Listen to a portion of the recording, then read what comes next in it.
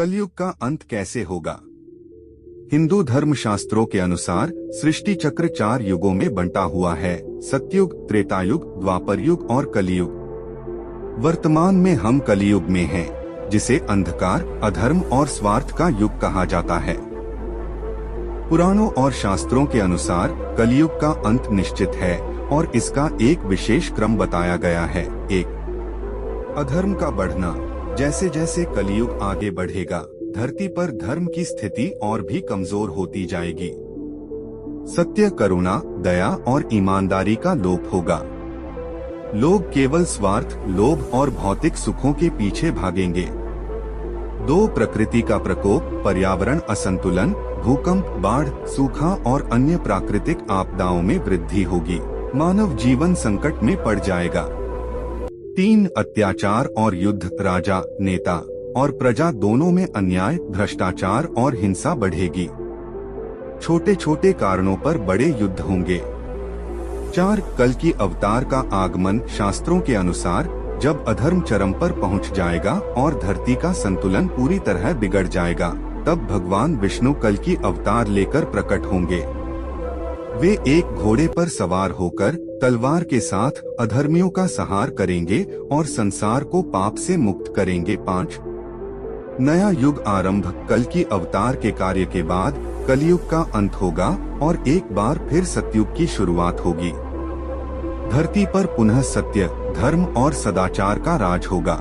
कलयुग का अंत एक कथा। बहुत समय बीत गया था। धरती पर पाप, अन्याय और अधर्म अपनी चरम सीमा पर पहुंच चुके थे। मनुष्यों के दिलों से दया, प्रेम और विश्वास जैसे गुण लुप्त हो गए थे। रिश्ता हो या धर्म, सब कुछ स्वार्थ के बंधनों में जकड़ चुका था। राजा से लेकर रंग तक हर कोई अपने हित के लिए दूसरों को दुख पहुंचा रहा था। प्रकृति भी इस अन्याय को सहते सहते थक चुकी थी। नदियां सूखने लगी, पृथ्वी फटने लगी, मौसम का चक्र बिगड़ गया। कभी बाढ़, कभी अकाल तो कभी भूकंप, धरती कराह उठी। पशु पक्षी, वृक्ष, नदियां सब जैसे कोई अज्ञात भय से कांप रहे थे। मनुष्यों ने विज्ञान और तकनीक में तो प्रगति कर ली थी, लेकिन उन्होंने अपनी आत्मा को खो दिया था। अब केवल युद्ध, लालच और हिंसा का बोलबाला था।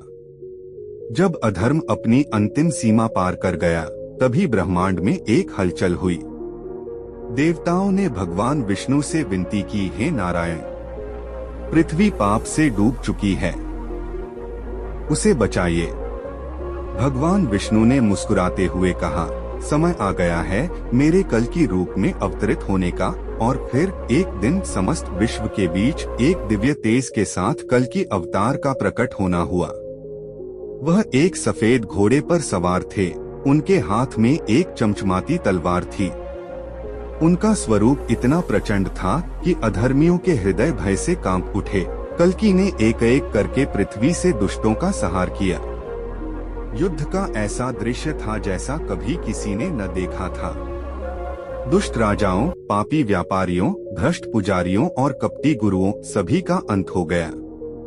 अधर्म का नाश होते ही धरती ने चैन की सांस ली। नदियां फिर से बहने लगीं, वृक्ष फिर से हरे भरे हो गए, हवाओं में मधुरता लौट आई। मनुष्य फिर से सच्चाई, प्रेम और सहयोग के मार्ग पर चलने लगे। इस तरह कलियुग का अंत हुआ और सत्ययुग का नया सूरज उदय हुआ, एक स्वर्णिम युग जहां धर्म, करुणा और प्रेम का राज था। धरती ने एक बार फिर अपने असली सौंदर्य को पाया और जीवन में फिर से मुस्कुराना सीखा।